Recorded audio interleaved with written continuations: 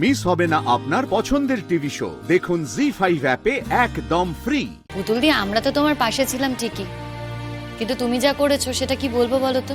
রাস্তায় ঘুরে ঘুরে গান গেয়ে টাকা রোজগার করেছো, কারণ তুমি বুঝে গিয়েছিলে যে টাকা ছাড়া তীর্থদাকে সুস্থ করা সম্ভব না। তুমি তো অনেক করেছো।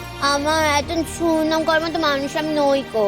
তোরা আমার পাশে না থাকে আমি পারতুম বল? তারপর সুচয়তার বন্ধু যদি না থাকতো, ওর বন্ধুকে তো আমি চিনিও নেই কো, তাই না বলো? আমি তো কোনোদিন দেখিনি কত ভালো মানুষ আমাকে না চিনে টাকা দিয়েছে আমার স্বামীর জন্য। পুতুল, হ্যাঁ পুতুল, তুমি রোজ রোজ এই এক কথা কেন বলো বলো তো? আচ্ছা, আমি যদি সুস্থ থাকতাম আমি কি তোমাদেরকে এইভাবে কোথাও থেকে টাকা ধার করতে দিতাম বলো? সত্যি তো গো, সবসময় এক কথা কেন বলো বলো তো?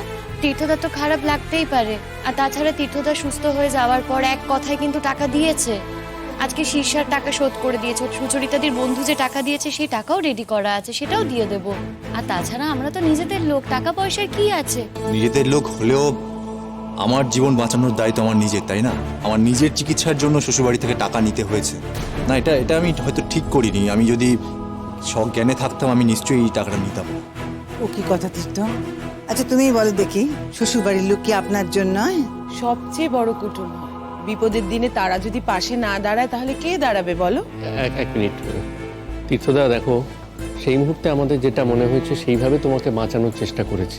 আমাদের পক্ষে সম্ভব ছিল না তোমার বাড়ি গিয়ে আলমারি খুলে তোমার কোথায় কি চেক বই আছে সেগুলো বার করে সই করে সমস্ত টাকা পয়সা তোলা। এটা কি সম্ভব ছিল বলো? আর টাকা পয়সা তুমি যে একদিন ফিরিয়ে দেবে সেটা তো জানাই কথা।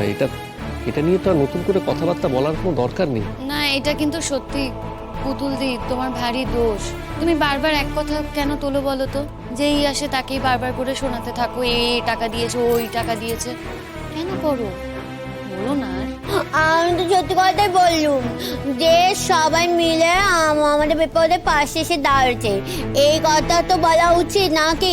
সবাইকে তো একটু কৃতজ্ঞতা জানানো উচিত নাকি? হ্যাঁ, তাই তো আমি সবার নাম বলছি। এত রাগ করা কে আছে বাপু? বরং আমি তো কিছু করতে পারিনি, আমি কি এমন করেছি? আমরা তো আর একটা হিসেব ধরিও নি, পুতুলের হিসেব।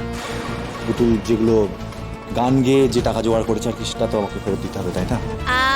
মজা দেখে বাবা, ধর তোমাকে একটুখানি।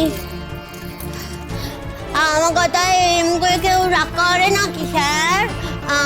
আমি তো তোমাকে এমনি এমনি বললাম বলো। ও স্যার, আমার কথায় কেউ কখনো রাগ করেনি, সরি। আর বলবো না, ঠিক আছে? তুমি আর আমার রাগ করো না প্লিজ। ও তীর্থদা, তুমি প্লিজ আপসেট হও না। পুতুলদি কোথায় কি বলতে হয় সেটা বোঝে। আর তাছাড়া পুতুলদি তোমাকে ছোট করার জন্য কিছু বলেনি। আর তুমি ছোট হবেই বা কেন? তুমি তো অর্ধেকের বেশি টাকা দিয়েই দিয়েছো। আর যদিও বা না দিতে, তবুও তুমি ছোট হতে না তীর্থদা। আচ্ছা, আমি বলি কি, এইরকম একটা আনন্দের দিনে, আর আমি তো অনেকদিন হলো এখানে আছি, আমি বরং বাড়িতে ফিরে যাই। বিয়ের দিন আমি না হয় আবার চলে আসবো। জি5 ডাউনলোড করুন আর সব এপিসোড দেখুন একদম ফ্রি।